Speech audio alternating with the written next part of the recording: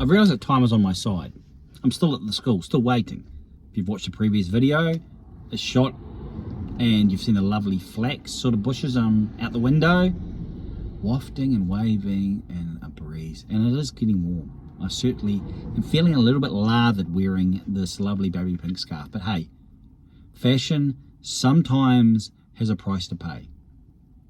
I've noticed recent talk when the knockout matches were offered up and sides were picking, or people were picking sides to win, and the likelihood, potential, form-related belief that it could be 4 Northern Hemisphere sides in the semi-finals that only wasn't right, but and maybe even deserved. And if another side such as New Zealand come through, even the Springboks, then somehow that was, I don't think it was the wrong word, or negative is a bit too vague, but somehow didn't reflect the shape of the previous rugby 4 years. The way rugby's been heading, the dominance of up north, and how no one can complain. In fact, more than that, there was a rightness about that transpiring. A rightness about a Northern Hemisphere side, probably France, probably Ireland, being the 2 leading candidates to take it through and to be one or the other. Now, of course, it doesn't take a rocket scientist to work at their hot, pretty warm favourites given their form. However, it made me laugh because as a New Zealander, as someone who has watched every Rugby World Cup, if that was the type of, if that was your, how you know what you know, if that was the way you were deciding and defining the rugby contests, then the All Blacks would have to wear long sleeve jerseys. Such would be the number of Rugby World Cups that would have to be listed on their playing kit. Because they've deserved, if that's your metric, if that's your epistemology, you're getting some philosophy in the rugby. How you know what you know. The lead up and the lead through is the consistency and form and execution over that period.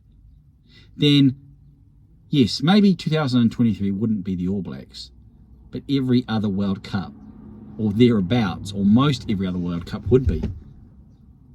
So I think that's a little bit like, well, we're in the moment and we want to say something that's interesting and may get a number of people to buy in. It's so much about the moment. You know, if you provide a greater context and you realize that that dog cannot bark, you know, he's just a vacant vessel of canine beauty. He can't really offer too much to scare anyone away. In fact, he's a cloud without rain, to use an ancient text's words. So that's what I would say. Should a Northern Hemisphere team win the Rugby World Cup? Well, if they are as has been advertised, then they will prove it when it counts the most. Which has tended to be the language and the argument used against the All Blacks. Well, if you're the best team in the world, and you proved it over 4 years in all the tests, then you would be able to handle it when it really counts. Surely. So, does the Northern Hemisphere team deserve Rugby World Cup 2023? They will if they win this quarterfinal, the semi-final, and the final. That's the way rugby has become framed. Is it the best way? Is the examination at the end the fairest way? Or should we have internal assessment? Again, bringing these type of realities as schooling type or educational type philosophies into it. I've experienced both. I know about the examinations at the end in one of my schooling years and what it did to me, what it challenged me to do. How many hours I studied so I would pass. I wouldn't have the dunce cape on my head. I wouldn't have failure as my friend.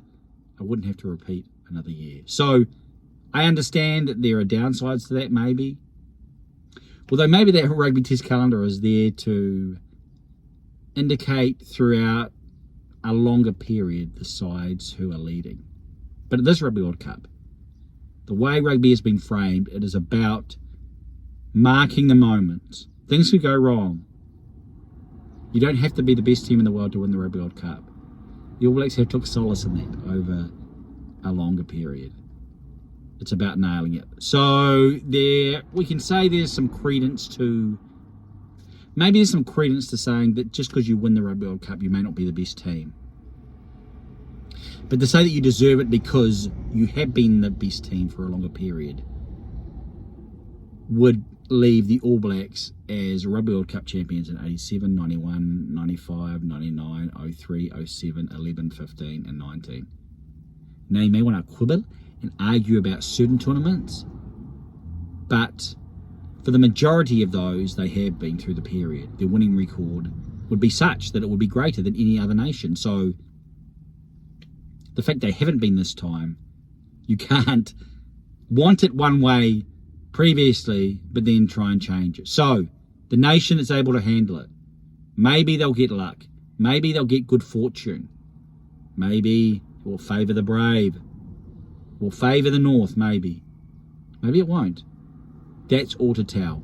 However, to try and indicate or to try and argue that somehow the North deserve it based on the previous 4 years is something that you can't sustain and be consistent about, and therefore let them play. And maybe the All Blacks will win a Rugby World Cup the other way when they've lost the majority of them, even though they have 3 in their kit bag. So what say you? I'm Johnny King.